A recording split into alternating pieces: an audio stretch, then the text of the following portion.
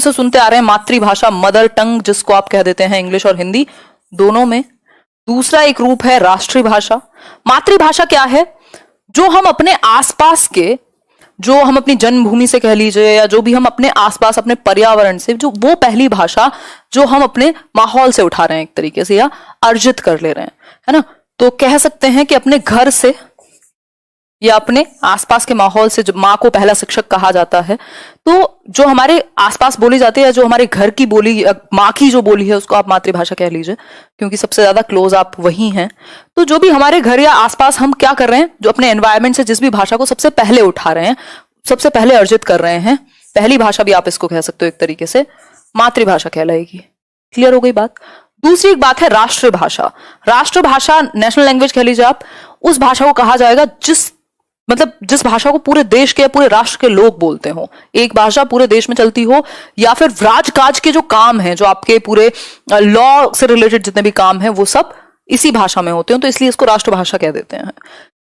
भारत में, अब इसको फॉर्चुनेट कह लीजिए, अनफॉर्चुनेट कह लीजिए, कोई भी राष्ट्रभाषा नहीं है। हिंदी हमारी राष्ट्रभाषा नहीं है। इस चीज की कंफ्यूजन बहुत लोगों को रहती है, तो इसको आप क्लियर करेंगे कि हिंदी हमारी राष्ट्रभाषा नहीं है। इवन भारत में कोई भी राष्ट्रभाषा नहीं है, हो नहीं पाई बहुत सारी वजहों से, क्योंकि बहुभाषी देश है, यहाँ मल्टीलिंगुअल सोसाइटी है, तो किसी भी एक भाषा को हम राष्ट्रभाषा नहीं बना पाए।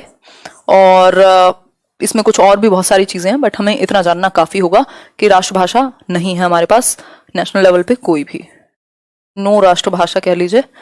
फिर इसके बाद आती है राजभाषा की बात। तो हिंदी हमारी राजभाषा है, जिसमें राजकाज के काम हो सकते हैं, जितने भी हमारे लीगल लेवल पे, जहां तक भी, तो राजभाषा के रूप में हम इसको इस्तेमाल में लाते हैं। तो हिंदी क्या है? राजभाषा है। ठीक है। आर्टिकल 343 के अनुच्छेद 1 के अनुसार, ये भी आप याद रख सकते हैं, आर्टिकल 343 में संविधान के अनुसार हमारी जो राजभाषा है वो हिंदी है। ठीक है बात। एक और एक्ट आपको याद आ रहा होगा, नहीं आ रहा हो तो कर लीजिए। एक ऑफिशियल ओला, मैं जिसको बोलती हूँ, ओला वो कैब वाला ओला नहीं है, ये ऑफिशियल लैंग्वेज एक्ट 1963 में आया था, if I am not wrong. तो इसमें ही कहा गया था कि जो हमारी ऑफिशियल लैंग्वेज है वो क्या है? हिंदी है, राजभाषा जिसको हम कह रहे हैं, और एसोसिएट ऑफिशियल लैंग्वेज हमारी इंग्लिश है। किस एक्ट में? ओला में। ठीक है, यहां तक बात क्लियर हो गई होगी। इंग्लिश के संबंध में भी एक बहुत महत्वपूर्ण पॉइंट था, यदि आप समझ पाए तो, है ना। यहां तक की बात क्लियर हुई या नहीं? क्लियर है बात। हिंदी के बारे में जिक्र किया है, ये बात सही है, और आर्टिकल 351 वो सही बोल रहे हो आप, बिल्कुल। हिंदी के बारे में जो जिक्र है वो 343 से, और 51 में भी बात की गई है कि भाई कैसे इसको प्रमोट करें, और ये सारी चीजें। ठीक है, आगे बढ़ जाएं, बढ़े आगे। चलिए फिर नेक्स्ट पॉइंट पर बढ़ते हैं। ऐसे राइटिंग इतनी सुंदर आ रही है, मतलब मेरी राइटिंग है ये। अब त्रिभाषा सूत्र की बात करते हैं। त्रिभाषा सूत्र क्या है? 3 लैंग्वेज फॉर्मूला। 3 लैंग्वेज फॉर्मूला की यदि मैं बात करूं तो 1964-66 में कोठारी आयोग, शायद आपने सुना होगा, अभी न्यू एजुकेशन पॉलिसी के टाइम पे भी हमने इसके बारे में बात की थी। ये 8 तक जाकर के कहीं पास हो पाया था, है ना। कोठारी आयोग कहा जाता है,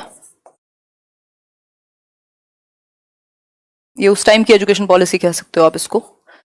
इन्होंने एक चीज को प्रमोट किया जिसको हम कह रहे हैं 3 लैंग्वेज फॉर्मूला, यानी 3 भाषाओं को पढ़ाएं हम या देश भर में चलाएं, इस तरीके का एक फॉर्मूला दिया। क्योंकि हमारा देश क्या है? एक बहुभाषी देश है, यहाँ बहुत सारी भाषाएं बोली जाती हैं। आप साउथ में चले जाइए, अलग भाषाएं मिलेंगी आपको, आप नॉर्थ में आइए, कुछ और मिलेगा। इवन बोली तो मतलब हम बोलते ही हैं कि कोस कोस पे पानी बदले 4 कोस पे वाणी है, इस तरीके का एक क्या कहें कहावत है, आपको शायद याद होगी, है ना। मैं जस्ट यहाँ एक कॉन्टेक्स्ट के बारे में बात कर रही हूँ कि भाषा हमारी जगह जगह पे काफी बदलती है, बोली या जो लैंग्वेज है उसमें अंतर है। भारतवर्ष में विविधताओं का देश है, इसीलिए कह रहे हैं हम।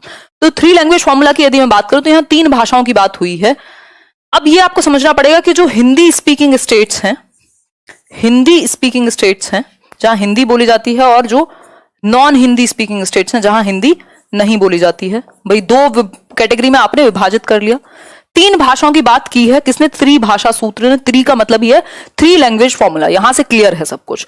ठीक, जहां पे हिंदी बोली जाती है, तीनों ही जगह, मतलब दोनों ही जगह पर 3 लैंग्वेज तो हम पढ़ाएंगे। 3 लैंग्वेज का चलन है 3 लैंग्वेज फॉर्मूला में। अब वो 3 लैंग्वेज कौन सी होंगी? जहां हिंदी बोली जाती है वहां भाई पहली लैंग्वेज होगी आपकी मदर टंग। मदर टंग यानी मातृभाषा, अगर हिंदी है हिंदी स्पीकिंग स्टेट्स में तो हिंदी हो गई। दूसरी भाषा अंग्रेजी या कोई भी मॉडर्न इंडियन लैंग्वेज, 22 भाषाएं हैं जो हमारी आधुनिक भारतीय भाषाएं जिनको हम कह रहे हैं। तो या तो MIL या फिर हम इंग्लिश लिख सकते हैं, इंग्लिश या फिर मॉडर्न इंडियन लैंग्वेज कोई भी। और तीसरी भाषा जो दूसरे लेवल पे ना पढ़ाई गई हो, अगर इंग्लिश यहां पढ़ाई है तो फिर यहां कोई भी मॉडर्न इंडियन लैंग्वेज को हम पढ़ाएंगे। ठीक हो गई बात यहां तक की? तो 3 भाषाएं पढ़ानी है हमें, और मातृभाषा में ही इंस्ट्रक्शन हो, यानी मदर टंग का इस्तेमाल करके हम प्राइमरी लेवल पे तो एटलीस्ट इंस्ट्रक्ट करेंगे बच्चे को, जो उसकी मातृभाषा है, जो उसकी घर की भाषा है, ताकि वो बेहतर तरीके से कनेक्ट कर पाए, जुड़ पाए शिक्षक से, या जो भी सीखने की सहज प्रक्रिया में वो आगे बढ़ पाए। नॉन हिंदी स्पीकिंग स्टेट्स में जो भी मदर टंग होगी, मान लीजिए तमिल है, तेलुगु है, जो भी है मदर टंग, फिर उसके बाद हिंदी सेकेंड लैंग्वेज होगी यहां, क्योंकि पहली भाषा हिंदी नहीं थी, ये बात ध्यान में रखने वाली है। तीसरी भाषा इंग्लिश या कोई भी मॉडर्न इंडियन लैंग्वेज, MIL और इंग्लिश। मॉडर्न इंडियन लैंग्वेज मतलब भारतीय आधुनिक भाषाएं जिनको कहा जा रहा है, 22 भाषाएं हैं, उनमें से कोई भी एक भाषा यहां हो सकती है। क्लियर हो गई बात? ज्यादा सीरियस तो नजर नहीं आ रही हूं मैं आज, मतलब एक स्पीड बना करके चलनी है ना। इस पे खैर दंगे भी हुए थे, बट हमें ये 3 लैंग्वेज फॉर्मूला समझना होगा, हमसे पूछ लेता है कई बार, इवन D2+ KVS तक के एग्जाम्स में भी पूछ लेता है। ठीक, खाना खा लिया गया है, ठीक है बात, बहुत बढ़िया।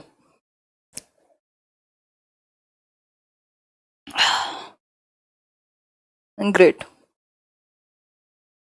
देखो कमेंट्स मैं नहीं ले रही हूं, नाम किसी का नहीं लूंगी, क्योंकि फिर वही है, वो पढ़ने का मजा खराब होता है और फिर आप पैसे देके कोर्सेज में जाते हैं इसीलिए, क्योंकि आपको इंडिविजुअल अटेंशन चाहिए होती है। अदरवाइज अगर कोई सच में टीचर है तो वो सब जगह एक जैसा पढ़ाएगा और डिस्कस करेगा ही। आगे बढ़ते हैं। ये कहानी यहां तक की क्लियर हो गई होगी। त्रिभाषा सूत्र कुल मिलाकर के अगर मैं 1 सेकंड में रिवाइज कराऊं, जो कि हो नहीं पाएगा 1 सेकंड में। मदर टंग सबसे पहली भाषा, मदर टंग मातृभाषा, चाहे हिंदी हो या जो भी जिसकी भी मातृभाषा है। दूसरी भाषा आपकी इंग्लिश मान लेते हैं यहां, या कोई भी मॉडर्न इंडियन लैंग्वेज, और तीसरी भाषा आपकी मॉडर्न इंडियन लैंग्वेज। अब ये कहानी है किसकी? हिंदी स्पीकिंग स्टेट्स की। यही नॉन हिंदी स्पीकिंग स्टेट अगर आ जाए तो यहां पर हिंदी आ जाएगी सेकेंड लैंग्वेज में। यही कहानी मैंने आपको अभी डिस्कस किया, तो कॉन्टेक्स्ट को समझिएगा। ठीक, आगे बढ़ेंगे, नेक्स्ट पॉइंट पे चलेंगे।